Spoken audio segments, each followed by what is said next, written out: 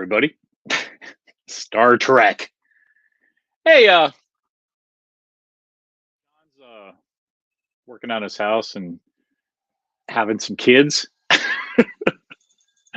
So God bless John Price. My kid's in school. I didn't even really try to find anybody to talk to today because on Saturday I rolled my ankle, which was pretty funny. As an old man, if you've ever rolled your ankle, which I first did when I was about 26 and did not go to the doctor because I did not have insurance, I just walked it off and it just, it's okay.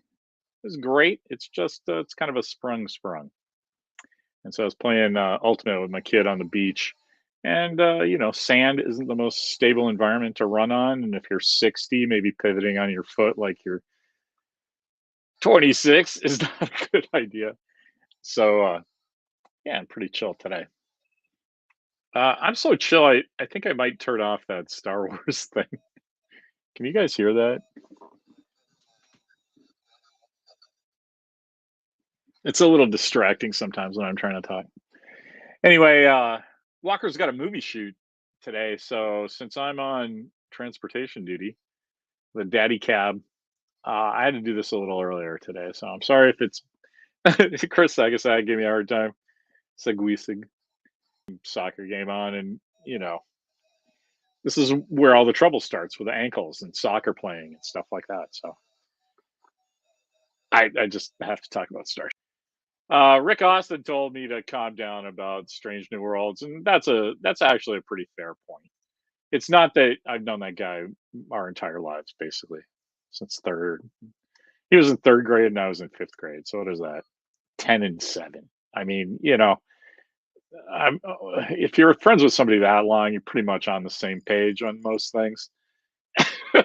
so, so yeah, he's like, "Hey, man, don't go crazy." But so that's a fair point. Thank you. I won't go crazy, and I think I only got a little crotchety about it because my leg, which as I don't know if you've heard, I sprained pretty badly. It's a big stack of suet and crystal. But anyway, the start of season 3, is it season 3? And just it comes out shitty, but you're going like you say it's only 8 episodes. You guys have to take it from the fact that the people saying that are giant fans of Star Trek, and it's like saying, you know, I got to do this cool thing 8 times, but I'd really rather 12 or 16. I understand 22 is out of the question, but that's what we used to get in the old days. And that's when we fell in love, and then the love turned into marriage, and that marriage turned into a cult, and then that cult kind of turned into a religion a little. And now the people who are playing Spock and Kirk on the recess playgrounds at school, dress like this and get to talk to the internet about their religion. So given that, I'm really excited that there is a third season of the Anson Mount Adventure Hour. It's a cool show. I like it. The issue is when you look at it like split out like that, it's like basically we only get Star Trek next year in May. You know what I mean? May and June. But it just seems so silly. I understand that everything's been put off because of the COVID and because of the strike and because of Paramount worrying about being sold. They don't want to inflate their, whatever that's called, the load they're carrying, the debt I don't know. Hey, there's Walker Young. We need more Star Trek. Exactly, man. That's pretty funny. I asked him when he was at lunch today, and he said about 11:20, but I was like, yeah, maybe you can check it out. And he is. Thanks, man. Uh yeah, so here's my specific problems with it. 8 episodes a year from now. I understand that. But here's the titles. Rubicon. Okay, that could mean anything, right? Caesar crossing the Rubicon. That's when all bets are off. That's a great science fiction name for a show, actually. I can't. You know what? This is funny. I need my other glasses. A few good ensigns. Okay, here's where I start having trouble because these titles, man, they're worse than the animated episodes. The Magics of Megas 2. And it's just sort of they're old-timey stuff. And I guess if that's what they're going for, that's cool. But you can't have mirrored floors on the Enterprise and still, you know, this Scotty guy. Scotty, man, you got to tell us, where did you come from? What are you doing? What planet do you call home? I don't know. We love that you check us out. It's awesome. But yeah, yeah. So what was the next one? A few good ensigns. All right, whatever. At the Starbase of Madness. I love that. I don't know if it was Russ Tinkus or maybe it was Alan Doan who said that reminded him of the old Key stuff. And I guess that's if that's what they're going for. One of our starships is missing, or if that's what they're going for, that's cool. But it's hard to play that both ways, right? That where they say, here we've done a visual reboot and everything looks different, but it's still the same as the old days.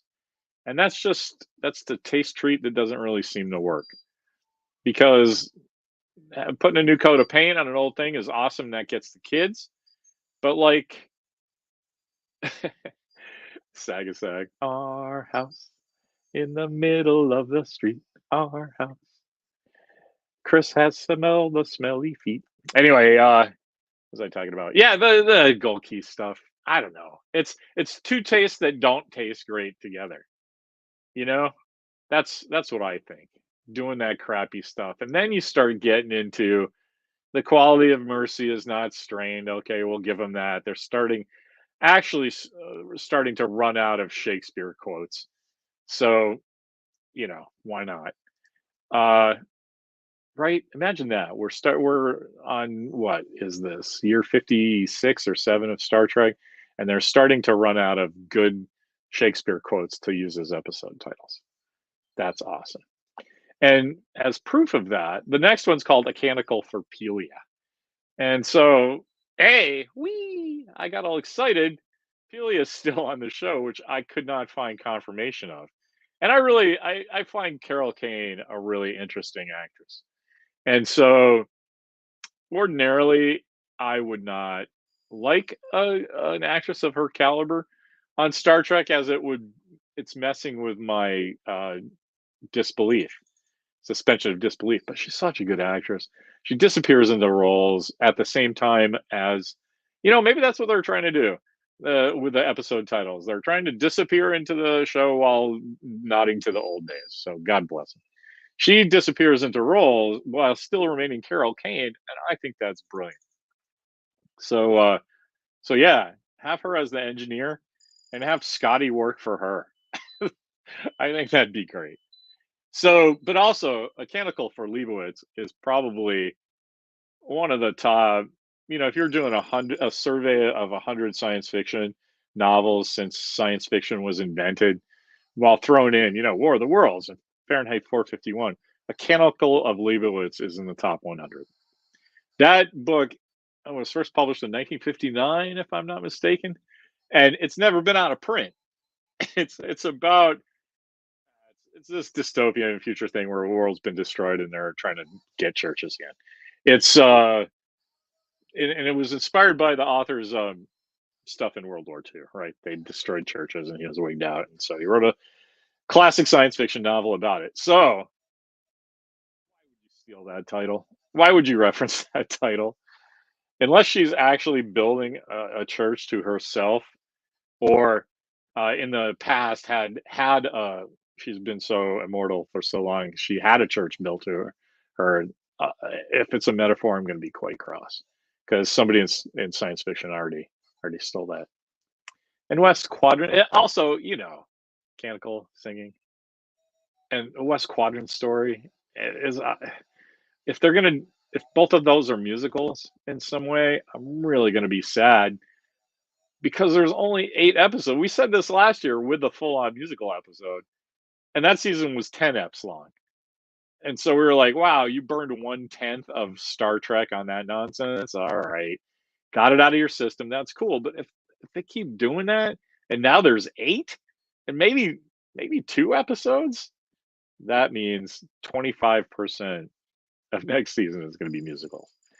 And you know, the bad Vulcan touch. Oh my god, bad touch. Touch you in the no place. I mean, why are they doing that? How do they not know how this stuff sounds? Ugh, like they were like, yeah, Captain Lorca was grooming Burnham, and then they all like doubled down on that. Wait, what? You guys know that means something to the world anyway. Then the last one's Apocalyptico. Okay, could be anything, but it's got that calypso vibe. So, wouldn't it be awesome if after the end of Discovery this year, the last episode of which is arguably the flagship of the Star Trek, what do they call that franchise? Except it's not, man. It's a community. It's a religion, and you guys are fucking it up. But anyway, wait, that came out. I guess I didn't have enough Tylenol arthritis, which I have for this, but also helped my ankle. So a little negativity came out. Sorry, Rick Austin.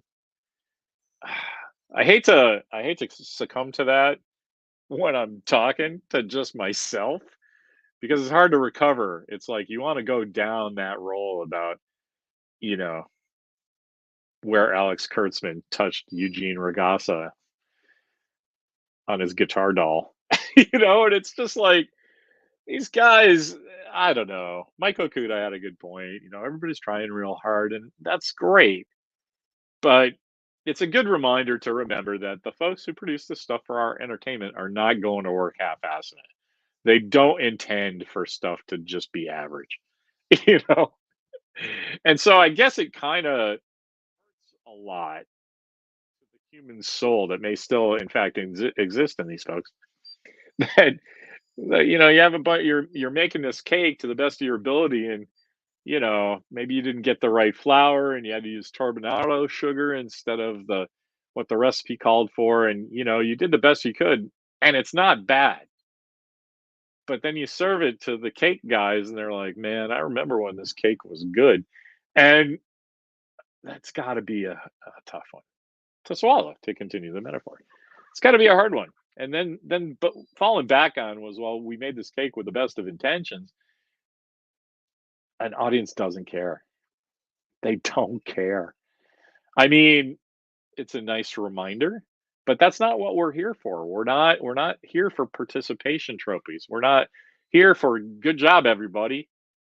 You got 8 episodes of Star Trek out a year later in challenging circumstances. Yay, because that's not what the audience does, man. The audience consumes. And we've been taught for the last 5 years to just consume sort of indiscriminately. I really enjoy reading my Facebook memories. I write down stuff about that happens that my kid says, or weird stuff that I know won't go in other places. So it's a fun thing to read. And oh yeah, look at that. That's what was going on that day, or how nice to see that pet again, or whatever. And so today I was reading it, and it was it's remarkable how much uh,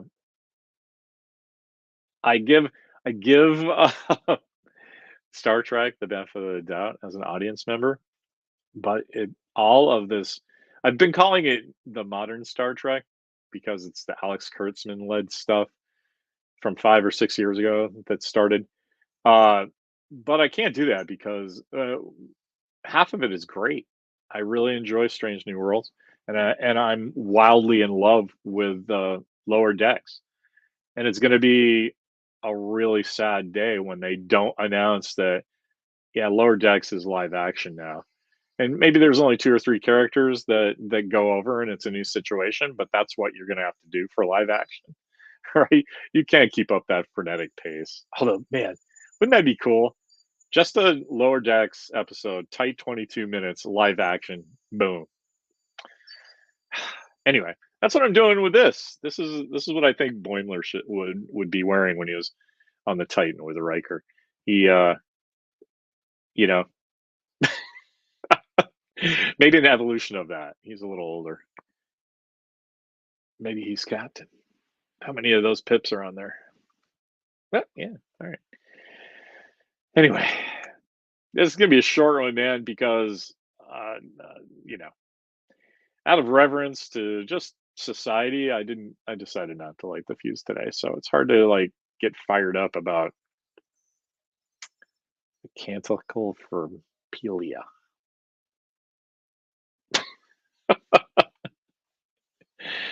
All right, I know Chris is watching football.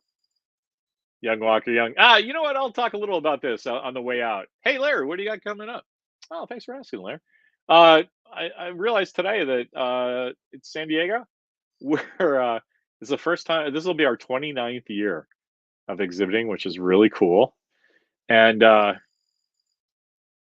feel really badly. They just released the souvenir book as a PDF. I get why, but man, if I had a collection of all of them from the beginning days, I literally would use one of these print on demand printer guys. They gave me the PDF.